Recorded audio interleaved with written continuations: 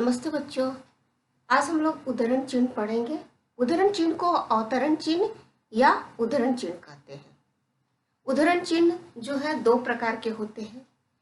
Number 1 इकहरा और number 2 दोहरा। तो इकहरा और दोहरा, इसमें से हम लोग पहले इकहरा जान लेते हैं, उसके बाद दोहरा जानने की कोशिश करेंगे। तो इकहरा उद्धरण चिन्ह, उद्धरण के चिन्ह का जो निशान होता है ये इस तरह से होता है, ऐसा। और दोहरा में ये चीज डबल हो जाता है।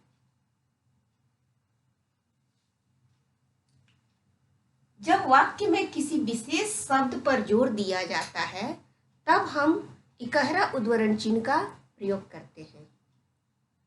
जैसे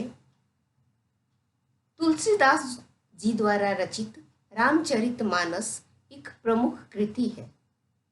यहाँ इस वाक्य में हमने रामचरितमानस,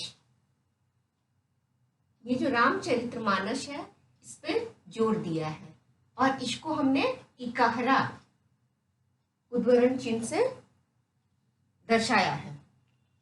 दूसरा है रामधारी सिंह दिनकर महान कवि थे।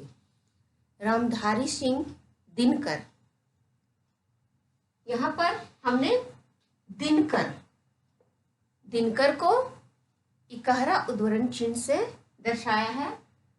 कमायनी की कथा संक्षेप में लिखिए, कमायनी को भी हमने इकहरा उद्धरण चिन्ह से दर्शाया है। सूर्यकांत त्रिपाठी निराला, ये लेखक है और निराला क्या है,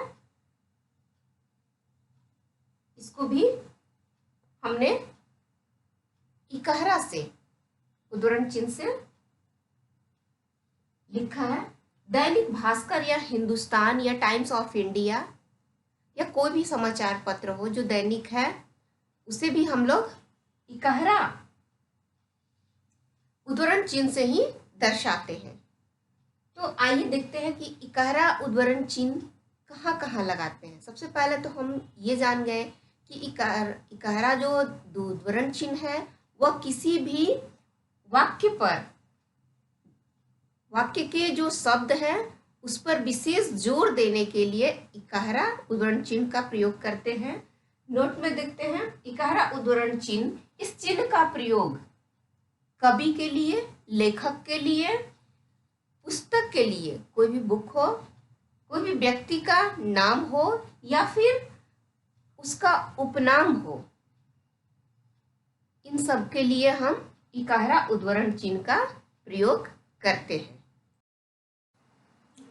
जब हम किसी की कही हुई बात को उसी के शब्दों में लिखते हैं तब हम दोहरे उद्धरण चिन्ह का प्रयोग करते हैं। दोहरा उद्धरण चिन्ह, दोहरा उद्धरण चिन्ह यानी डबल, यहाँ पे निशान दिया हुआ है, चिन्ह का प्रयोग जब किसी पुस्तक से किसी वाक्य को ज्यों का त्यों लिखा जाता है तब हम उद्धरण चिन्ह, इस चिन्ह का प्रयोग करते हैं। या फिर किसी भी कथन को ज्यों का त्यों उद्धृत करने के लिए हम उद्धरण चिन्ह का प्रयोग करते हैं। जैसे राधा ने कहा, कृष्ण ने कहा मैं तुम्हारी प्रतीक्षा करूंगा। तो यहाँ कृष्ण कह रहे हैं राधा से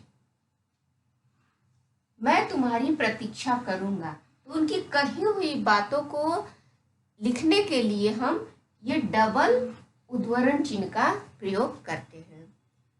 दूसरा, तुलसीदास जी ने कहा रघुकुल रीत सदा चली आई, प्राण जाए पर वचन न जाई। इस वाक्य को लिखने के लिए हम डबल उद्धरण चिन्ह का प्रयोग करते हैं। तीसरा, नेहरू जी ने कहा कि आराम हराम है। तो यहाँ पे उनके वाक्य जो है उन्होंने क्या कहा, तो आराम हराम है। यहाँ पे आराम हराम है को डबल उद्धरण चिन्ह से हम दर्शाएंगे। जयशंकर प्रसाद जी ने कहा जीवन विश्व की संपत्ति है। ये जीवन जो है विश्व की संपत्ति है, यह कहा था जयशंकर प्रसाद जी ने। तो उनकी कही हुई बातों को ज्यों का त्यों लिखने के लिए हम डबल उद्धरण चिन्ह का प्रयोग करते हैं। उसी प्रकार एक और एग्जाम्पल लेते हैं। कबीरदास जी ने कहा, निंदक नियरे राखिए आंगन कुटी छवाए। उन्होंने क्या कहा कि अपने पास ही अपने निंदक को रखिए। इस वाक्य को जब हम लिखेंगे ज्यों का त्यों, तब हम डबल उद्धरण चिन्ह का प्रयोग करेंगे। तो हम लोगों ने समझ लिया है अच्छी तरह से। एक बार फिर से सिंगल का प्रयोग हम किसी शब्द वाक्य में किसी शब्द को जोड़ देने के लिए सिंगल उद्धरण चिन्ह का प्रयोग करते हैं, और डबल उद्धरण चिन्ह इसका प्रयोग हम किसी की कही हुई बात, कथन या पुस्तक की लिखी हुई बात को ज्यों का त्यों लिखने के लिए हम डबल उद्धरण चिन्ह का प्रयोग करते हैं। धन्यवाद।